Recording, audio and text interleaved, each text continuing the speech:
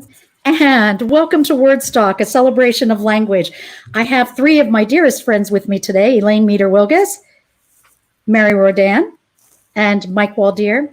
And today we are looking at a production that was put together called Accidents of Being, based on the poetry of Mary Rohrer-Dann. And I'm going to just do a brief description of that first. From a fugitive slave hidden in a casket to immigrants from war-ravaged Europe, factory workers, farmers, homemakers, artists, and schemers. We hear the voices of a century-old neighborhood, stories of food, shelter, love, family, the sustenance of our lives. In essence, what keeps our hearts beating. Accidents of Being premiered in 2016 in New York City, Philadelphia, and right here in State College, where we are streaming from at the moment. And today we're going to talk with Mary at the end, and she'll talk a little bit about what it's like to take a book of poetry and turn it into a production. The three of us were part of the original production, and hopefully will be part of the revision when we move forward. I'm just springing that on them right now, so they're live and have to say yes to me. And we're also going to take a look at some of the work itself and how we've split it up. So we're going to start first with a little prose piece that introduces one of the scenes in the show, and Mike is going to take that.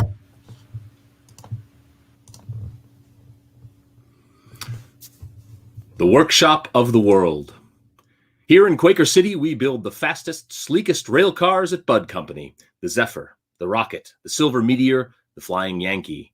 We've been building ships up and down the Delaware since Billy Penn came over. We make the finest Western hats at Stetson, carpets to last at Franklin Mills, premium silk hosiery in Kensington, woolens in Fern Rock, Olney, and Logan. We are shirt makers, shovel makers, engineers, carpenters, glass blowers, butchers, knitters. We bake bread at Freihofer's, Stollen and Buttercake, cannoli and pizzelles, Polish foldovers and poppy seed roll, hamantash and Jewish apple cake at hundreds of little bake shops across the city. We set type and run presses at Curtis for Ladies' Home Journal and Saturday Evening Post. We make batteries, radios, and televisions at Philco and Atwater Kent, brew beer at Schmidt's and 700 more brewers in Brewery Town. We are Philadelphia, Workshop of the World. Now I'm hungry. And Elaine's going to take us and talk a little bit about our next poem. Absolutely. The beauty of working with Mary's poetry is that it covers such a wide range of emotions, of different characters that she is bringing to life through her poetry and her words. So it's this lovely challenge of making these characters real. So often we use the technique of layering different voices through one poem. And this is an example of that. This poem is called Ralph Hauptmeyer Walks His Dog Pete, and we'll be doing that piece for you now. You used to just let the dog out. Well, you didn't walk him. You gave him an honest dog's name. Rex or Buster or Champ, maybe Sally or Jack. None of this Guinness or Coral Jane or Jasper.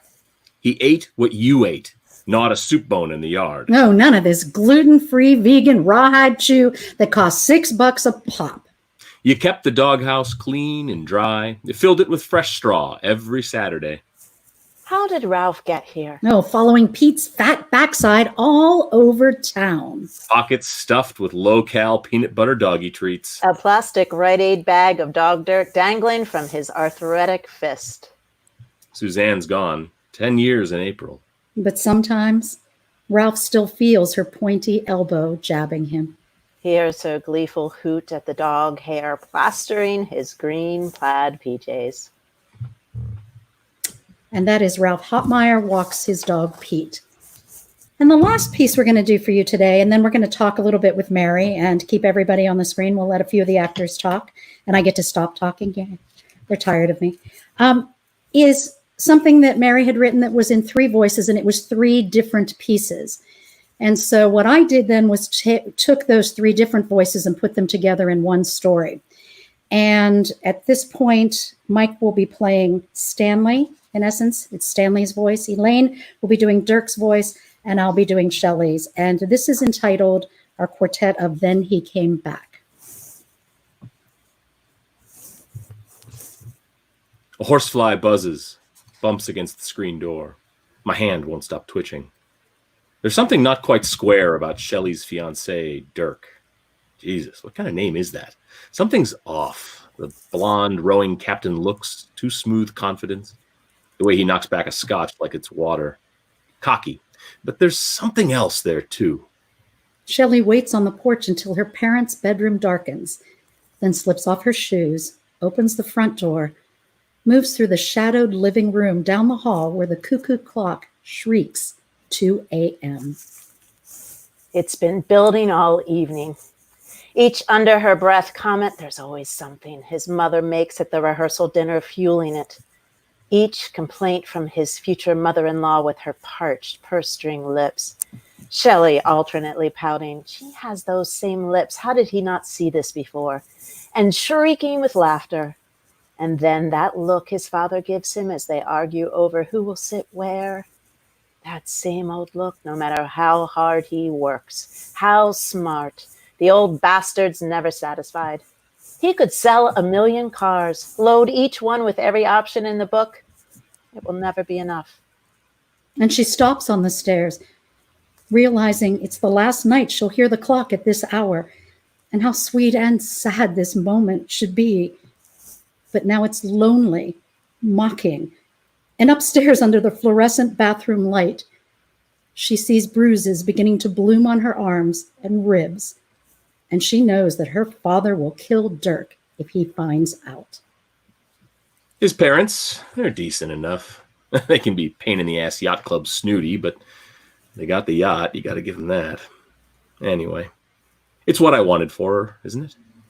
Sent her to Germantown Friends when the neighbor kids went to Northeast. Then the fancy business college for girls up in Rhode Island. Find someone with smarts and money, I used to tell her. In that order, she'd ask, and I'd say, nah, and we'd both laugh. Hell, I put in 14-hour days building my business to give her the best of everything. Even went back into the ring for a year. Nearly got myself killed. I'd do it all over again. My Shelley won't marry no guy with a busted-up face and scarred hands. A guy who stinks of sweat and diesel, his fingernails black with mechanics grease. But Dirk? Hell, he might as well have left both his legs in Vietnam like his buddy Tom. No matter what he does, he will never be enough. And it's that sucker punch look his father sneaks in every goddamn single time, and he never sees it coming. Christ. Sometimes I just want to lock Shelley in her room upstairs, keep her safe forever. She's been turning men's heads ever since she was 12. Can't blame them. She's got her mother's sparkle. Every guy who crossed paths with Julie fell in love, even when she got sick. The docs fell all over themselves trying to get that high-beam smile to turn on them. I can still see the look on the surgeon's face when he realized I was Julie's husband. Like, how did this lug land her? Kind of like Dirk's father when Shelley introduced me as her pop. He looked from me to her, then back to my ugly mug again. Like, in what universe does this happen? And it's this knowledge, more than white cake waiting at the bakery, the white dress in her closet, oh, thank God for its high collar, the tapered lace sleeves that graze her fingertips. More than everyone waiting to watch her walk down the aisle. More than the shame if she backs out now. After all the decisions and preparations and checklists, oh, the fights with her mother over flowers and the dessert table. And her legs shake as she sits on the toilet. Shake as she stands to wash her hands, as she wipes the mascara and glimmer shadow from her eyes. Oh, how blue and startled they look. Pink rimmed like a rabbit's. Is that why Dirk calls her Bunny? And she stares long and hard, wondering what he sees when he looks at her. And then after all that, and the bickering over the bar tab, the tip, the centerpieces, his lack of a tie to top it all off, there's Shelley's stupid giggle when he takes her parking after they leave the restaurant. And when he levers the car seat down, she starts whining. She doesn't want to have sex. It's the night before our wedding, Dirk. The girls and Nam were glad to do whatever you wanted. No fuss. But Shelley, she rounds her big blue eyes and pushes his hand away. Wondering how they've lasted this long. I mean, he's always had a temper, even before the army. He screamed at her, put his fist through a wall inches from her face once, even pushed her. But instantly, his eyes filled with self-loathing. And she always knew it wasn't her that he was mad at. It was work, his dad, the guy who cut him out on the boulevard, the bartender who told him he'd had enough. Oh, and that awful hippie who called him a baby killer. It was never her that he was mad at. And how tender he was afterwards. His fingertips, tentative, gentle. Wish I could ask Marlene to talk to her. But she and Shelley have only just started getting along. Planning the wedding together has eased the stepmother thing between them. Damn horsefly, buzzing in my face. I should slam you like I used to back in the day. My hand's twitching. I'm not lightning anymore, but I'm fast enough. Muscle memory. Lenny and his box of flies. Jeez, Lenny. Letting go the flies one at a time, making me catch them one-handed. Said that's how Jimmy Doherty, the Baron of Libreville, trained his fighters. God, I hated those flies. Gunk in my fist afterwards. But tonight was different. It was everything. And for the first time, she was just another thing in that everything. Maybe she should have just slept with him, or at least given him a hand job to calm his nerves. After all, why shouldn't he expect something? How about a little sugar bunny to tide him over? Jesus, can't he even get some relief? They've been screwing since their third date. Now she's gone all virgin on him. And when his fingers move further up her leg, she slaps him.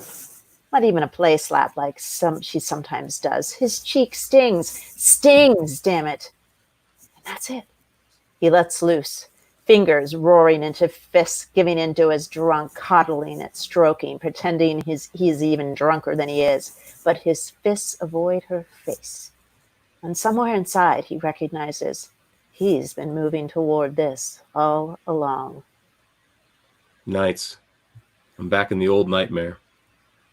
No one said yet that Julie was dying, but part of me knew. I knew and I didn't know. In the dream, I'm in the ring again, but I can't see who I'm fighting. There's just gloves, huge, black, hammering and hammering and hammering. A hook to my jaw, then a corkscrew jab straight to my kidney. My footwork's shot to hell. I try to twist away, but I'm cemented down. There's another jab to the kidney. I'll be pissing blood for a week. But she can't shake what she saw in his eyes. Something calculating and cold in the moonlight, drenching the windshield. And what would she say? How would she explain how her father would kill him? And so she turns off the bathroom light, wanders into her bedroom, searches the bottom dresser drawer for her old baby doll pajamas, soft and thin with wear, the elastic loose. And she climbs into her childhood bed, the sheets smelling faintly of sunlight, listens to the murmur of traffic beyond the park, and waits for tomorrow. He's proven himself, I guess, in Nam. Dirk. I just can't shake that feeling that something's off with him. War can do that. Hell, I know. Jesus, I don't know. I hope it's just father of the bride jitters. Now it'll be Dirk's job to protect her. And we're going to bring Mary on with us here. Mary, can you turn your mic on? Yeah, sorry. How's that? I'm still figuring this virtual stuff out. That's all right. So it's a tough piece. Happy morning. Yes, happy good morning. But something, especially in these days when we're all separated, right? Yeah. And there may not be support out there. Something definitely to talk about.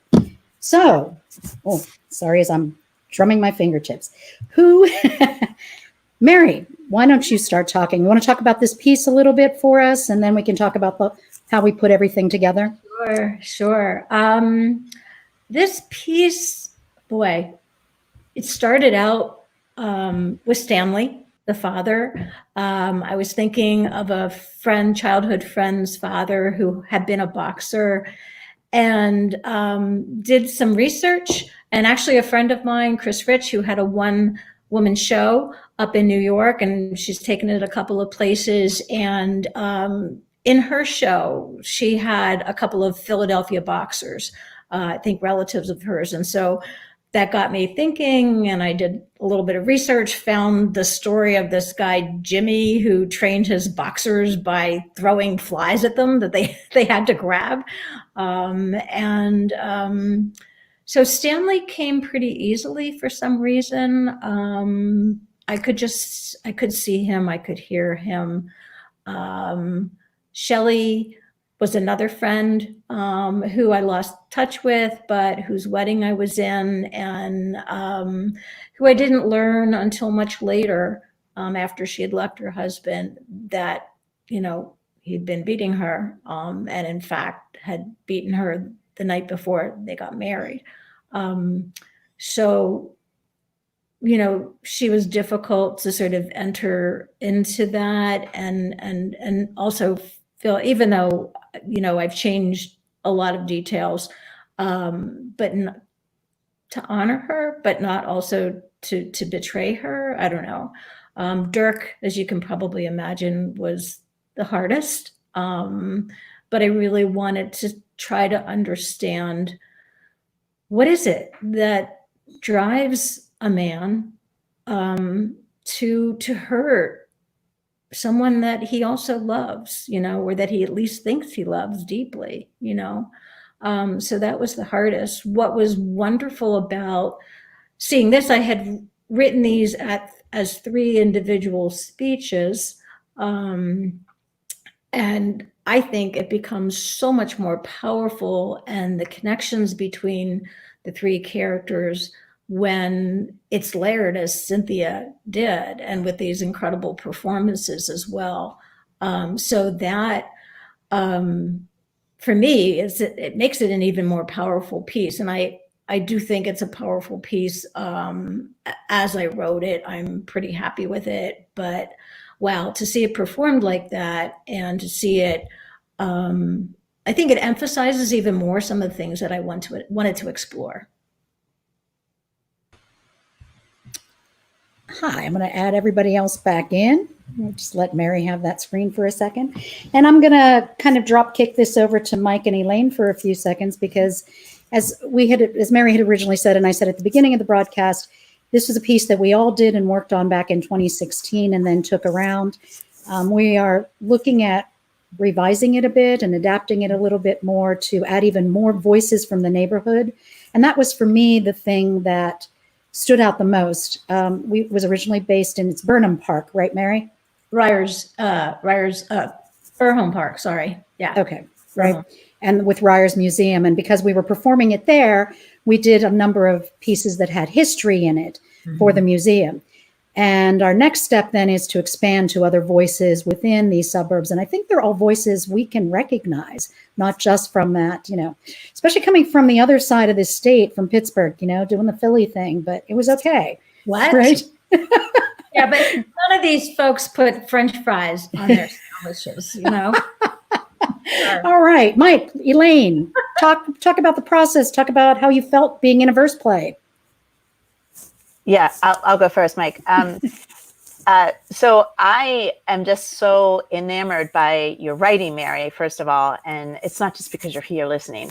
It's truly like such a pleasure to kind of, it's interesting when you say Dirk was the hardest, because to me, the language that you use to elicit this sort of place of denial and acceptance and justification is so seamlessly, seemingly effortless on your part. And as the actor, I love that it's written, as a woman, I can still do this part and give it voice, even though I'm not giving him his voice.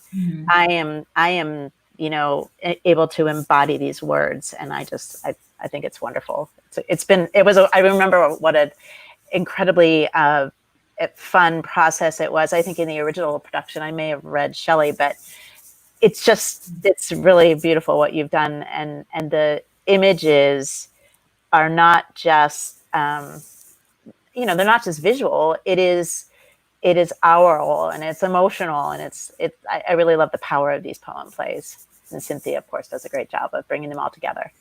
You're good too, Mike. Wow, what you did with it. Thank you. Well, and I actually, Elaine mentioned imagery, right? And when I think about poetry and Mary's work, like it's, you're creating images, you're creating sensation, you're creating feeling, connection.